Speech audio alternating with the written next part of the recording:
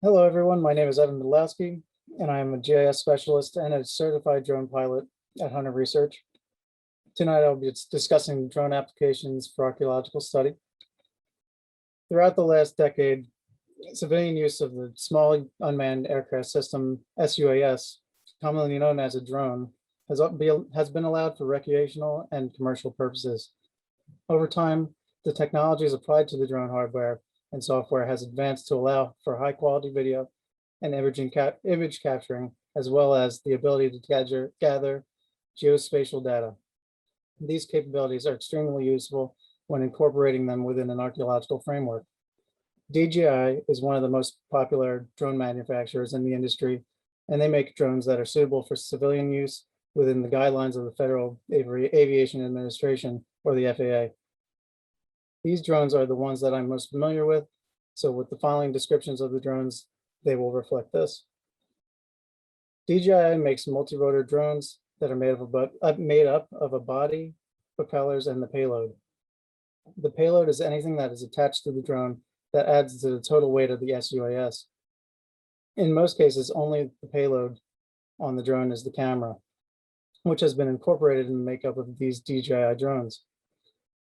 Under Part 107 of Title 14 Code of Federal Regulations, Operation and Certification of Small Unmanned Aircraft Systems, an unmanned aircraft must weigh less than 55 pounds, which incorporates the weight of the drone plus the payload. The SUAS is controlled remotely and is associated remote controller in tandem with either a smartphone or a tablet using the DJI Go app. This app displays all the settings and functions, the settings of the connected drone, a map showing your location, and a live in-flight feed coming from the camera. This app is also used to set up the bounds of the project area, set up altitude limits, program flight patterns, and customize settings for photograph and video capture. The use of drones have been growing in popularity since 2010, and the uses range from hobby or recreational to commercial. The difference between recreational and commercial flying comes down to the simple fact that the pilot will be getting paid for their services in the commercial setting. The FAA's Small UAS Rule Part 107 states that only a commercial or airline transport pilot certificate may be used to operate an aircraft for compensation or hire. This means that as a drone operator for commercial use, you're required to obtain a remote pilot certification from the FAA, which demonstrates that you understand the regulations, operating requirements, and procedures for flying drones safely. The remote pilot must have an understanding of aeronautical knowledge that pilots of manned aircraft must understand. In order to obtain the certification, there is an initial exam, and there's a recurrent exam every 2 years to re-up and maintain your status as commercially certified UAS operator. As a recreational drone flyer, you don't currently need to have this remote certification, but according to the FAA website, it may be coming soon. Before this exciting technology can be used in the field, safety must be the top priority when operating a drone. Airspace is either considered controlled or uncontrolled and classified into 6 classes: A, B, C, D, E, and G. Classes B, C, D, and E airspace fall under the umbrella of controlled airspace and are located around airports. Class G airspace is any other airspace outside of the previous classifications and is considered uncontrolled airspace. Operations within Class B, C, D, and E airspace are allowed with required air traffic control or ATC permission, while operations within Class G airspace are allowed without ATC permission. As a pilot of a plane, in order to plan your flights, you would use sectional charts seen here to view what in the area is within your flight pattern. In order to understand the airspace in the area of a project to fly a drone, you could use these same charts. However, certain apps make it easier to access the same information to scope out the area of your operation in preparation of your flight. Some examples include AirMap, Before You Fly, and Airspace Link. Some of these apps also have the ability to submit airspace authorizations in real time using the LANC program. The LANC, or the Low Altitude Authorization and Notification Capability, is a partnership between the FAA and private industry to safely integrate small drones into the national airspace. LANC provides recreational and commercial drone pilots awareness and the opportunity to receive automated approval of flight in controlled airspace under 400 feet above the ground level, or AGL. Some airports are not integrated into this system, so that there are cases where the remote pilot must submit for authorization manually on FAA drone zone, which takes a longer amount of time to be approved. So you can see here, I have Trenton Airport, and the airspace is shown, and the red circle shows that it's 0 is the ceiling, and that means that you need manual authorization. The yellow is showing 400, which means that you can apply for automatic authorization at or below 400 feet.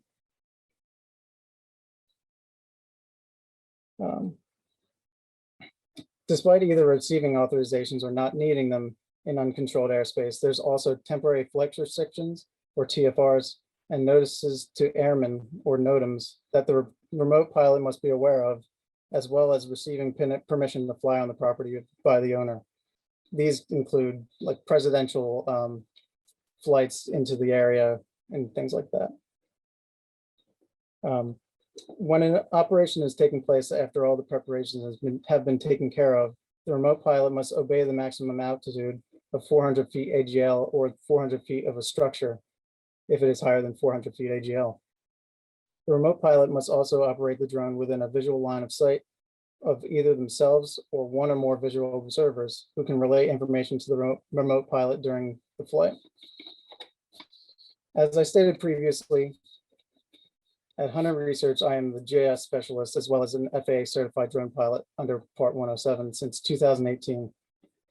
Once I obtained my certification, the company participated in a number of various archaeological projects that have incorporated a drone survey of the project site or certain aspects of a landscape or feature. Using a DJI drone, these aerial photographic surveys are executed during ideal and safe weather conditions and with the appropriate airspace permissions if needed. The drone is flown at optimal altitudes within the 400 feet AGL maximum and at a consistent pattern to capture the entirety of the site through a timed interval photo series with the camera facing straight down to the ground. The series of aerial photographs are later formed into a single photomosaic aerial photograph in the processing phase. Multiple flight patterns were undergone at each site to overlap the photos taken across the site to allow for higher quality in the stitch image. The number of photos required for the creation of these photomosaics is dependent on specifications of the project site. Normally, in order to capture a full coverage of the site, the drone will take between 100 to 500 photos during multiple flight patterns. This number could also be higher depending on the size of the project area. Single overall images of a site can be used as well to capture the area of the site. However, the detail that can be obtained through a series of photographs is striking. Oblique photos can also be utilized for a project to capture photos that show the relationship between certain aspects of a site and its surroundings that cannot be obtained with a ground level photograph. Once the aerial photographic imagery is captured, it can be loaded into a piece of software that performs photogrammetric processing of digital images and generates 3D spatial data. This data can be processed and georectified into a photomosaic aerial photograph, or can be made into a 3D model. A digital elevation model, or DEM, can also be derived from the drone photography using the software to display subtle contours across a site.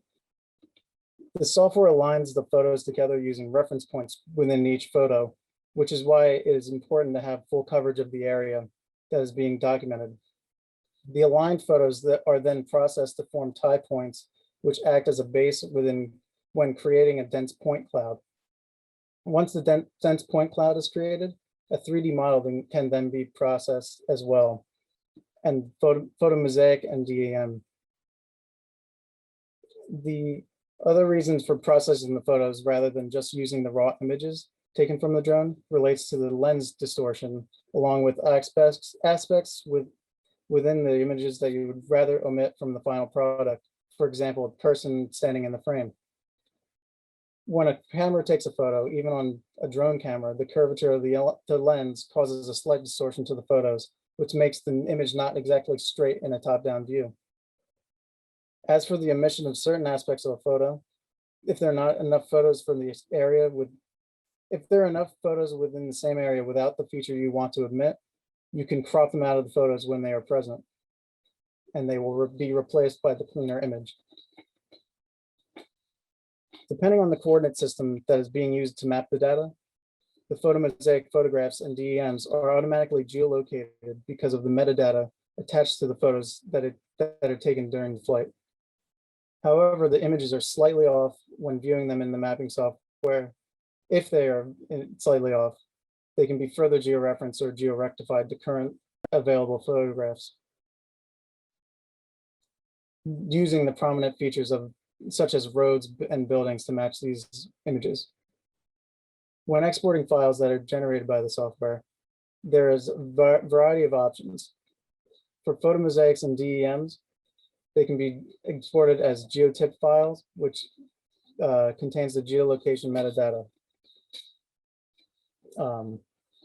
For 3D models, they can be exported as a file using file type for use in 3D model viewers, or they can be exported as an interactive PDF. For the next section of the presentation, I will be discussing 4 examples in which a drone was used to supplement an archaeological study. As a disclaimer, the following drone surveys were executed during close to ideal weather conditions for the flying of the drone, in addition to all the proper permissions being received beforehand. All of these project sites are located through the state of New Jersey. And lastly, all 4 of these surveys were done in support by or for Hunter Research, and with time, equipment, and resources. My first example is a drone survey of a shipwreck located just north of the East Point Lighthouse in Cumberland County. My colleague at Hunter Research, Michael Brown, with the help of Dr. Richard Veit of Monmouth University, was documenting the shipwreck for a class project. I was asked to help them survey the wreck with the drone to capture the site to assist with documentation, especially with the aspects of the ship being in the Delaware Bay. The survey used a combination of flying the drone at a consistent pattern using timed interval photo series in sets of various altitudes, as well as a series of oblique images capturing the wreck at all angles to be the basis for the 3D model. The digital images were processed into photomosaic photographs, as you can see here. One for the main wreck and one for a second wreck just to the south, as well as DEMs of each wreck and a 3D model of the main wreck. So here I have a video showing the 3D model. When it loads, I'll play it for you. So in the video, you see a 360-degree view of the wreck from the downloaded 3D model that was generated.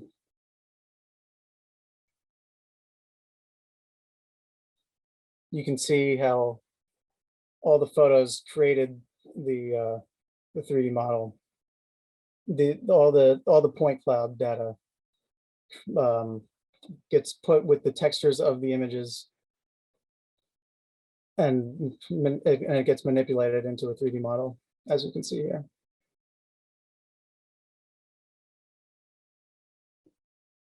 And this captured the entire wreck in a 360 view. And unfortunately, the PowerPoint slides, it's a little hard to show the detail that you can see through it, but it's pretty good in showing. Okay.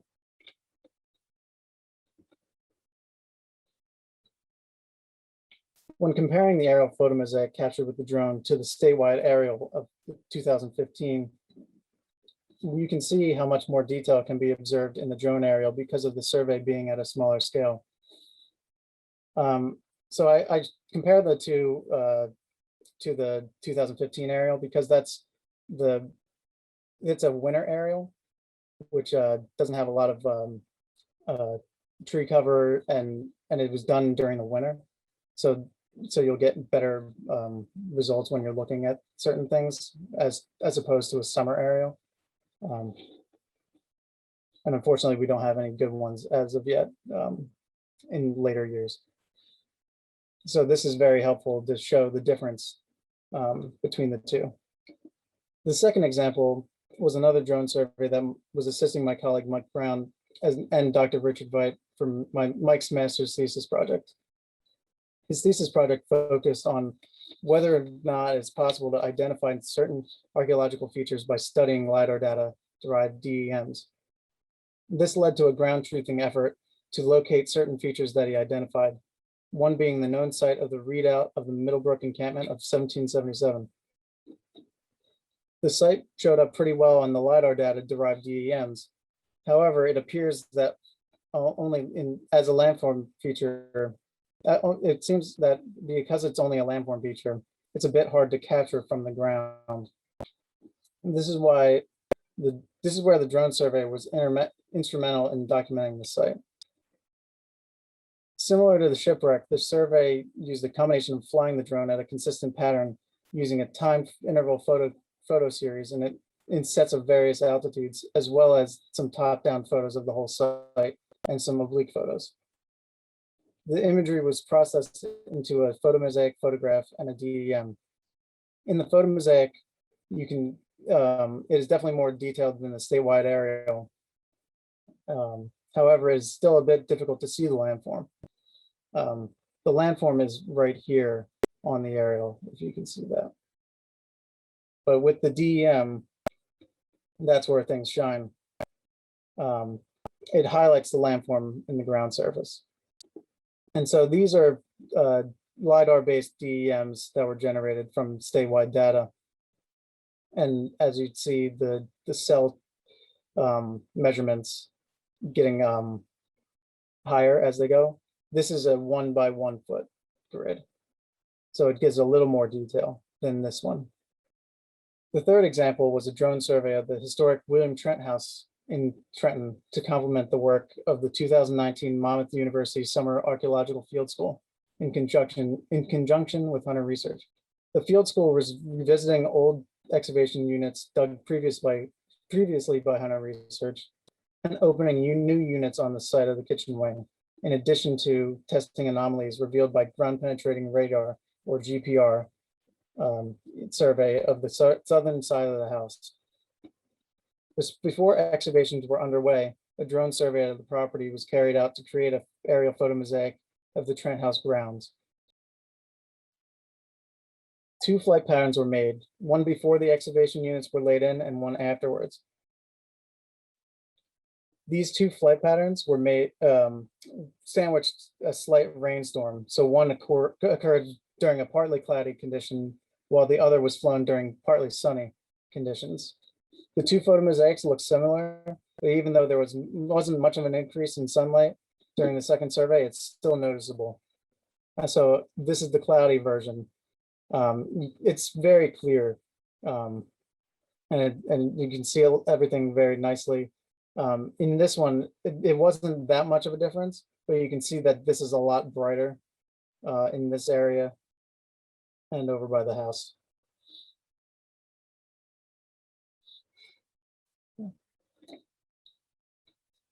While the field school was in full swing, the drone was used to document the open excavation units, and the kitchen wing excavation block was captured in progress with a series of oblique images to create the basis of a 3D model. So here's another video of a 3D model of the excavation block. In this video, you can see the kitchen wing excavation block as it was in progress during the field school. As the video pans across the excavation, you can see that the wonderful detail of the 3D model that it provides, including the capability of viewing the soil profiles, which is very useful once you get back into the office to work on a project after the field work is done.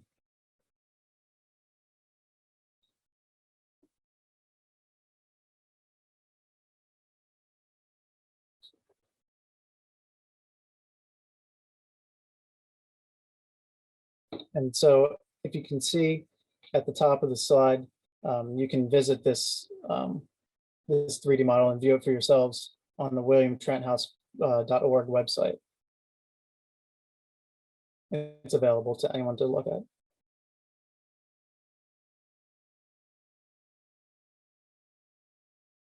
So what you're seeing is the kitchen wing footprint.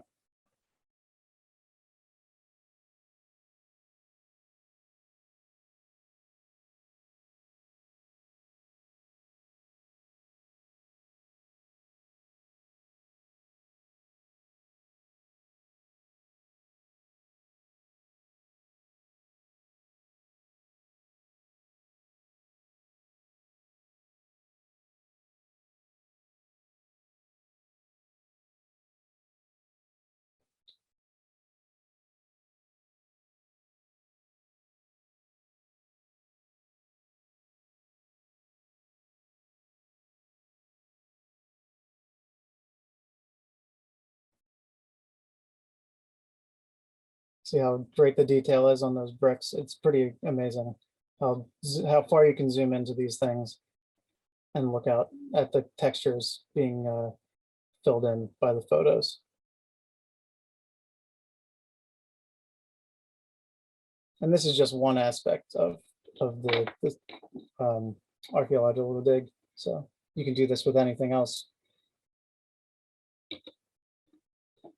So various oblique photos were also taken of the Trent house to create a 3D model for the Trent house in the future. But for now, I generated 2 photomosaic elevations of the Trent house that are created from the stitching of the photos taken from that series. So these are not straight on photos that I took with the drone. These are a compilation of hundreds of photos that I took of each side of the building, which gives it a straight on view of the building to give an accurate depiction of the elevations.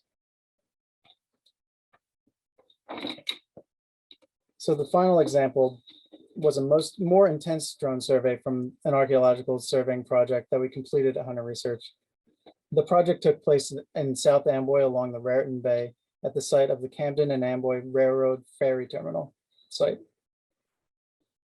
The client's goal is to make extensive improvements to the area. So because of this, our team needed to execute a Section 106 compliance survey of the site over land, water, and air to document all of the cultural features along the shoreline, in addition to the features just off the coast of the historic wharf. The survey on land consisted of documenting all of the cultural features along the shoreline using a total station transit and GPS. Survey over water consisted of documenting the cultural features that were only accessible by kayak or canoe, also using the total station transit based on the shore. Lastly, the drone survey consisted of capturing the overall project site with multiple series of flights at varying altitudes from as low as 50 feet AGL to 350 feet AGL, and during high and low tides. In addition to the overall site plan, the drone was used to capture detailed images of some substantial features across the site in plan view, and it was used to capture elevation photos of the piers within the project site. And this is what you're seeing right here is an elevation of the pier that is right here.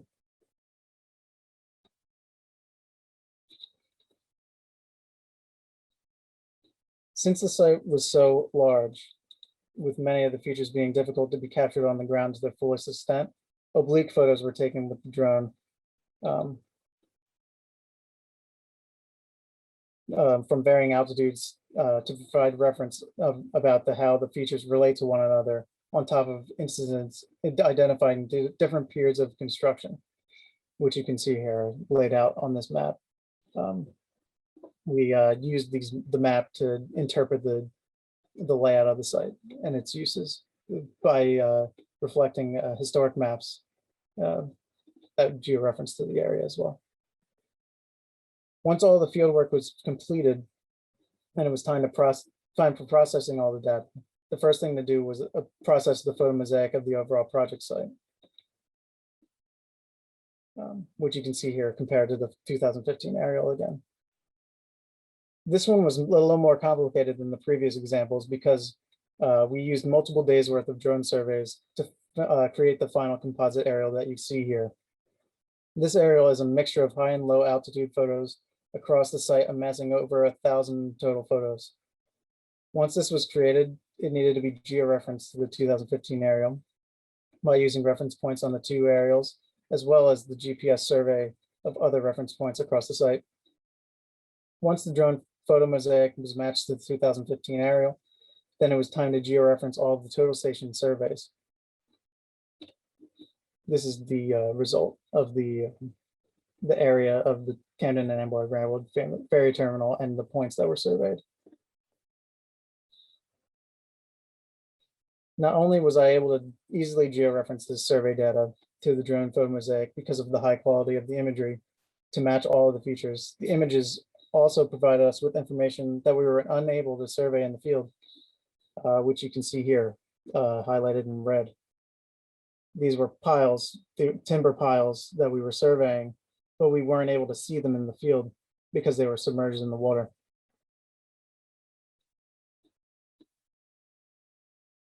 The aerial revealed these additional wooden piles that were submerged in the water, even at the lowest of tides when we were out there surveying.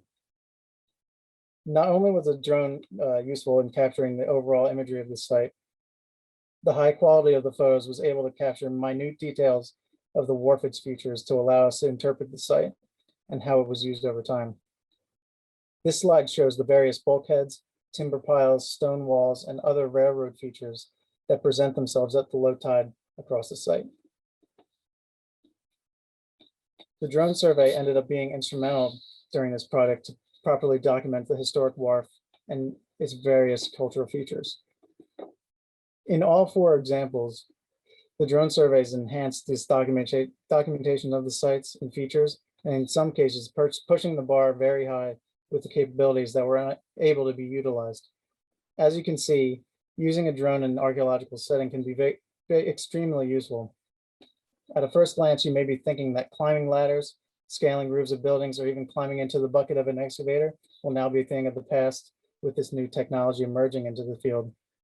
However, there are some slight disadvantages with relying solely on this technology that the archaeological community will need to take into consideration. For instance, flying a drone is completely dependent on having ideal weather conditions where the wind isn't strong, it isn't snowing or raining, and the sun isn't beaming down into excavation units. On the ground, we battle the sun with shielding the camera with tarps, but it's very hard to do the same thing when the camera is at a higher altitude. As with the digital age, another disadvantage is the amount of storage it takes to collect the data, and even more to process it. The processing times are long, taking up hours and hours, along with draining your CPU power. Despite these issues, the results more than make up for them, and they can be addressed over time. The drone can be utilized for a variety of tasks on a project, capturing overall plan views of the site, oblique images of the site and its surrounding area from optimal altitudes, elevations of buildings, and especially some great crew photos, as you can see. This technology is only getting better as time goes on, which will allow the archaeological community to reach greater heights in the field. Thank you to the ASNJ and Monmouth University and Hunter Research, of course. Thank you very much, everyone, for watching.